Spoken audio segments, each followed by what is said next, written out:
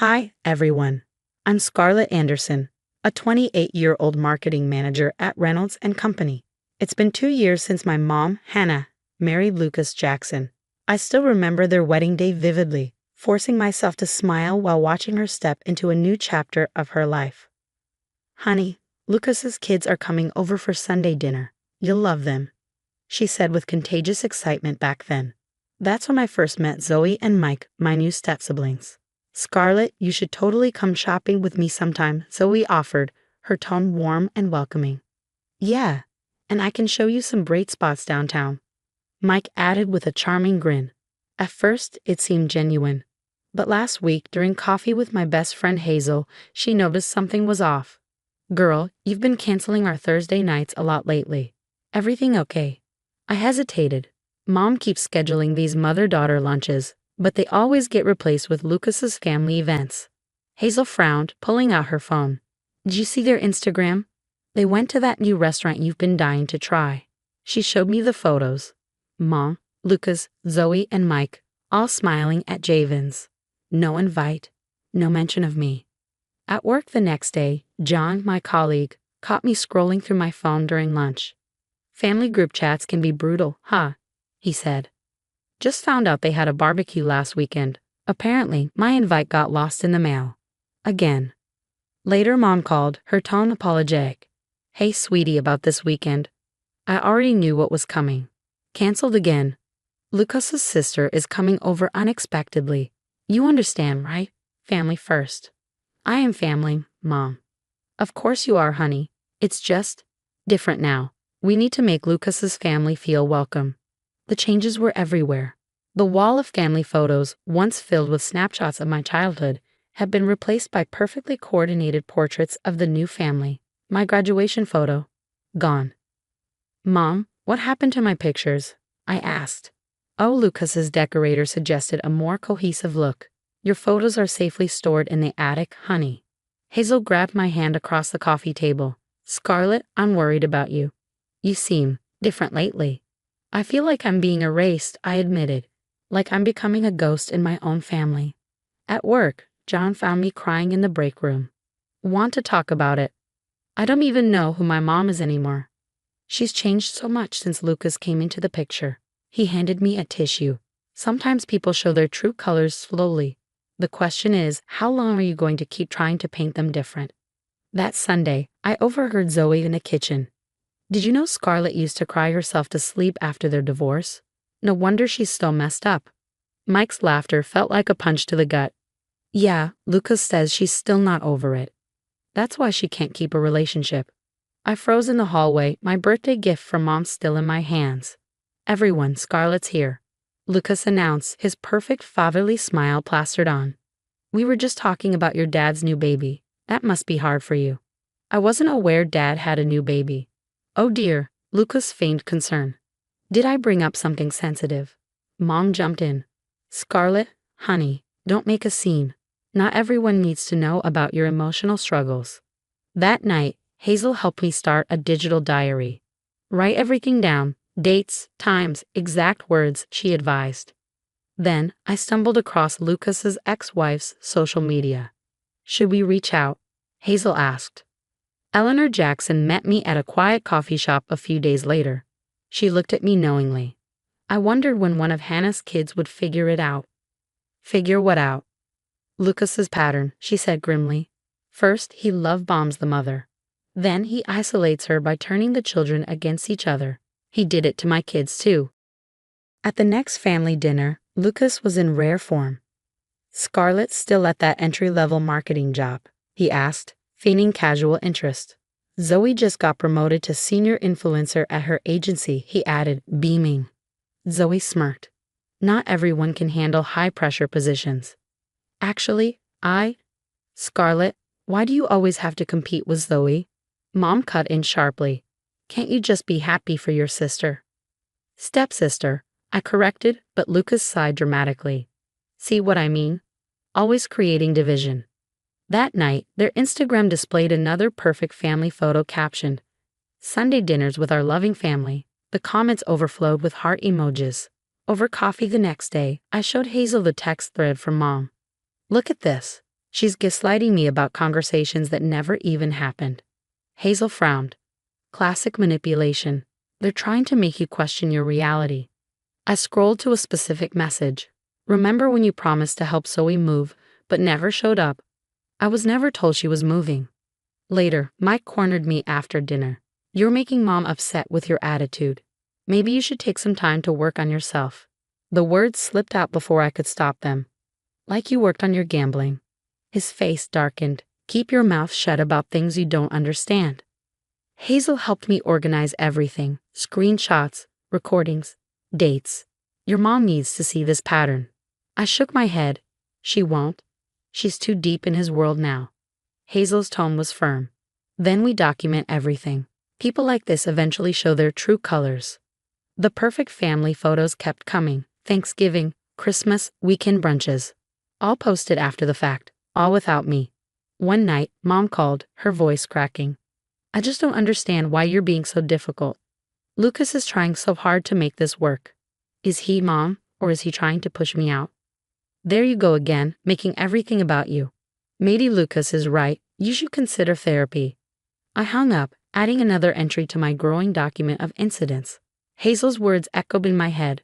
The truth always comes out eventually. Then one late night at the office, John rushed to my desk. Scarlett, you need to see this. Lucas's company, Jackson Enterprises, it's under federal investigation. I stared at the report on his screen. Investment fraud. At our next lunch, I told Mom, your sister Susan called. She misses you. Mom dismissed it. Susan's just jealous of my happiness with Lucas. She never supported us, like Emma and Jack. They're all toxic, Scarlett. Lucas helped me see that. My phone buzzed with an unknown number. Hey, this is Tom, Zoe's boyfriend. Ex-boyfriend, actually. Can we meet? At the diner, Tom looked nervous. Zoe's not who she pretends to be. Those brand deals she brags about? Fake. Lucas funds everything. Why are you telling me this? I asked, skeptical. She and Mike laugh about you, he admitted. They plan things to hurt you. I couldn't stay quiet anymore. A week later, Marcus, my friend at the bank, called. Remember when you asked about suspicious transactions? Mike's been hitting underground gambling sites hard, 6 figures hard. Where's he getting the money? Transfers from a shell company. It all traces back to Jackson Enterprises. At Aunt Susan's birthday dinner, the first family event Mom had attended in months, she kept checking her phone, visibly uneasy. Lucas doesn't like me coming to these things, she whispered. Says family just brings drama. Mom, when's the last time you saw your best friend, Carol? She hesitated. Lucas said she was spreading rumors. The evidence folder grew. Screenshots of Zoe's fake contracts, Mike's gambling receipts, leaked documents from John about Jackson Enterprises. They played the perfect family on Instagram while Lucas systematically cut Mom off from anyone who could help her. Tom sent more texts. Zoe's freaking out. The brands are starting background checks. Marcus updated me. Lucas is using Mike's gambling debt as leverage. I recorded everything. Manipulative texts, gaslighting comments, excluded relatives. One night, Mom called me in tears. Scarlett, why are you doing this to our family? I'm not doing anything, Mom. I'm just watching it all unfold. John brought more documents to the office. The investigation's getting serious. They're looking into all of Lucas's accounts, including the ones funding Zoe's fake life and Mike's gambling. Everything Hazel and I had organized was ready. You're not going to confront them? She asked. No need. They're doing a perfect job destroying themselves. I scrolled through their latest family photo op. Lucas with his arm around Mom. Zoe in a designer outfit, and Mike forcing a smile. Behind those grins, their house of cards was trembling.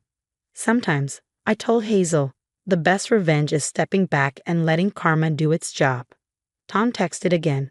Zoe's having a meltdown. Sponsors are pulling out. Lucas keeps asking about company documents. John had warned me. He's getting desperate. I looked at a recent photo of Mom. Her smile didn't quite reach her eyes. Soon she'd see everything I already knew.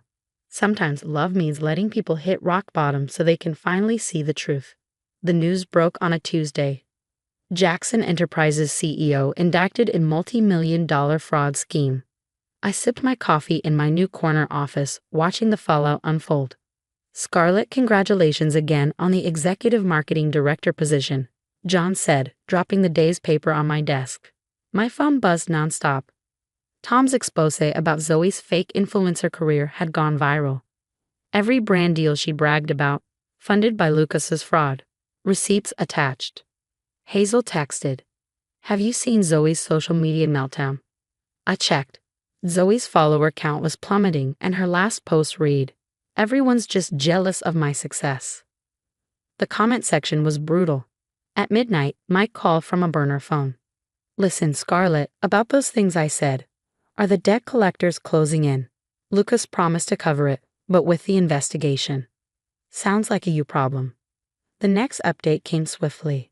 Jackson assets frozen in ongoing investigation. Mom texted me next. "Can we talk? Please." Over coffee, she looked smaller somehow. "Everything's gone, Scarlett. The house, the cars, his accounts. Eleanor warned me this would happen." "Eleanor? Lucas's ex-wife. You spoke to her?" I met her gaze. "I did my research, Mom, while you were busy erasing me from your life." Her voice cracked. "I never meant to." Save it. Actions speak louder than Instagram posts. Breaking news rolled in. Social media influencer Zoe Jackson faces fraud investigation. Tom updated me again. Mike skipped town. Some guys were looking for him at his apartment. Hazel noticed my calm. "You okay?" "Never better. Got approved for that downtown condo today." John brought the final word. "Lucas is looking at 15 years minimum." Mom called again. "I left him, Scarlett. I see everything now. Can we start over?" I hesitated, the past 2 years flashing before me. "Start over? You chose him over me, Mom. You watched them hurt me." Her voice broke. "I was blind. Please." I stood firm. "I'm not that desperate daughter anymore. My peace isn't negotiable." The final headlines came. Lucas Jackson sentenced in fraud case. Former influencer Zoe Jackson files for bankruptcy. Mike Jackson named in gambling investigation. In my new condo, I hosted dinner with Hazel, John, Tom, and even Eleanor. Hazel raised her glass. To Scarlett, who didn't need revenge because karma did the job. Mom still texts me sometimes.